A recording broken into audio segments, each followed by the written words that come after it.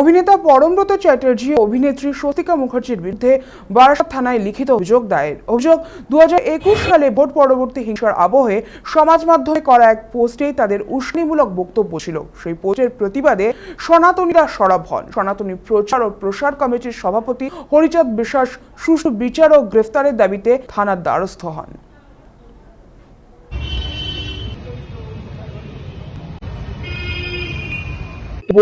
2021 সালে তৃণমূল যে বিধানসভা নির্বাচনে জেতার পরে পরমব্রত চক্রবর্তী এবং স্বস্তিকা মুখার্জি মমতার সঙ্গে হাত মিলিয়ে অগ্রণী দিবস পালন করা হোক বিশালভাবে পোস্ট করেছিলেন এবং সংবাদ মাধ্যমের সামনে তুলে ধরেছিলেন।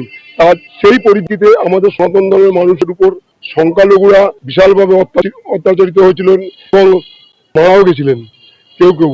সেই পরমব্রত এবং স্বস্তিকা মুখার্জির বিরুদ্ধে আমরা এফআইআর করতে এসেছি।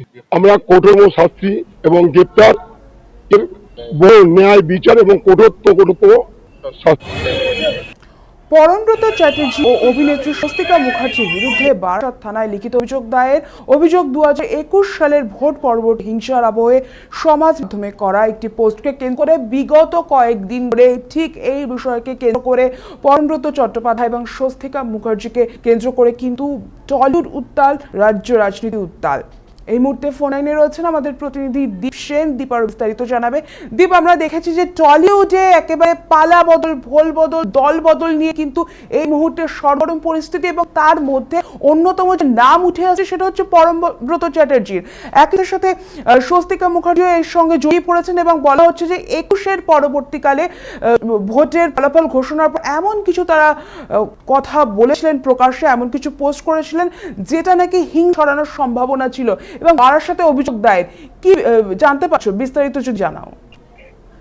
একেবারে 2021 ভোট পরবর্তী হিংসা, আর হিংসা চলাকালীনই কিন্তু হিংসা যখন চরম পর্যায়ে তখন কিন্তু পরমব্রত চট্টোপাধ্যায় চ্যাটার্জি একটা পোস্ট করেন সমাজ মাধ্যমে। সেই পোস্টে তলায় কিন্তু স্বস্তিকা মুখার্জি একটা কমেন্ট করেন।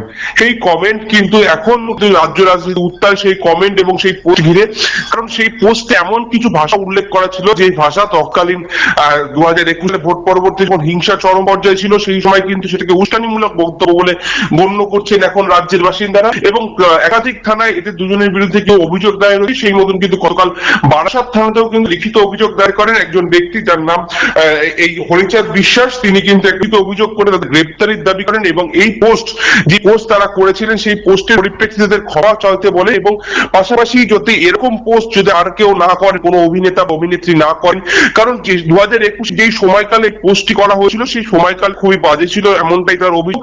কারণ সেই সময় একাধিক বিজেপি কর্মীর উপর হামলা হচ্ছিল, বিজেপি ভারী ভাঙচুর হচ্ছিল, পাশাপাশি তারা কিন্তু অনেক বিজেপি কর্মীর মৃত্যু হয় ভোট পরবর্তী হিংসায়। সেই সময়কাল বিবেচনা করে এই পোস্ট কিন্তু একটি উস্কানিমূলক পোস্ট এমনটাই তিনি দাবি করেছেন এবং তাদের অবিলম্বে গ্রেপ্তারি দাবি করেছেন এই স্বস্তিকা মুখোপাধ্যায় এবং পরমব্রত চ্যাটার্জির এই জনপ্রিয় ব্যক্তি যার হরিচাঁদ বিশ্বাস। ধন্যবাদ দীপ আমাদের সঙ্গে থাকার জন্য। যেমনটা উঠে আসে যে অভিনেতা পরমব্রত চ্যাটার্জি ও অভিনেত্রী স্বস্তিকা মুখার্জির বিরুদ্ধে বারাসাত থানায় লিখিত অভিযোগ দায়ের।